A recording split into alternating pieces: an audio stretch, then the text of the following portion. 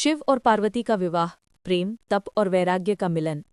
ये कथा उस समय की है जब सती के देह त्याग के बाद भगवान शंकर गहरे वैराग्य और तपस्या में लीन हो गए थे। उन्होंने कैलाश पर्वत पर समाधि लगा ली और सृष्टि की सभी गतिविधियों से विमुख हो गए।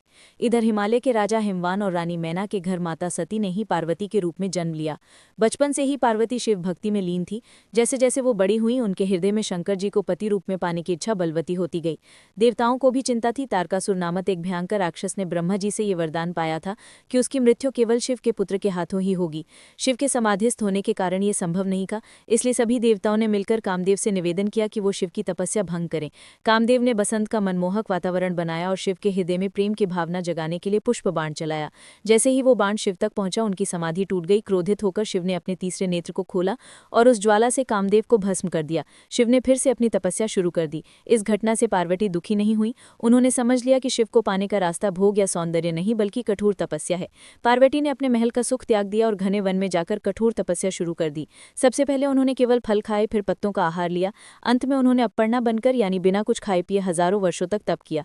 वो सर्दी, गर्मी और बरसात में एक ही स्थान पर अडिग रहीं। पार्वती की इस अविचल भक्ति और तपस्या से तीनों लोकों में हाहाकार मच गया।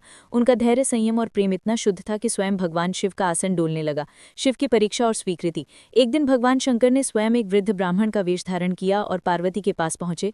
उन्होंने पार्वती से पूछा, हे देवी, आप इतनी कठिन तपस्या क्यों कर रही हैं? ये शरीर तपस्या के लिए नहीं, बल्कि सुख भोग के लिए है। जब पार्वती ने बताया कि वो शिव को पति रूप में पाना चाहती हैं, तो ब्राह्मण रूपी शिव ने उनकी खूब निंदा की। उन्होंने कहा, जिस शिव के शरीर पर भस्म है, जो सांपों को माला के रूप में पहनता है और शमशान में रहता है, तुम जैसी सुंदर राजकुमारी उसके लिए क्यों तप कर रही हो? उसका साथ छोड़कर किसी सुंदर राजकुमार को चुनो। पार्वती को क्रोध आया। उन्होंने कहा, आप मेरे आराध्य को नहीं जानते, आप केवल उनके बाहरी रूप को देखते हैं। मैं उनकी निंदा नहीं सुन सकती। ऐसा कहकर वो उस स्थान से जाने लगी।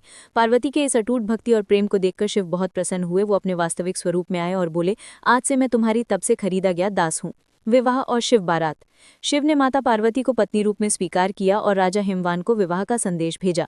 एक और हिमवान के महल में उत्सव का माहौल था, वहीं दूसरी ओर शिव अपनी अद्भुत बारात लेकर निकले।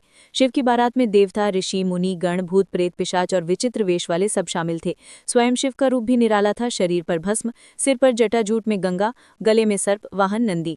जब ये बारात हिमवान के द्वार पर पहुंची तो शिव का रूप देखकर मैना, पार्वती की माता, डर गईं और मूर्छित हो गईं।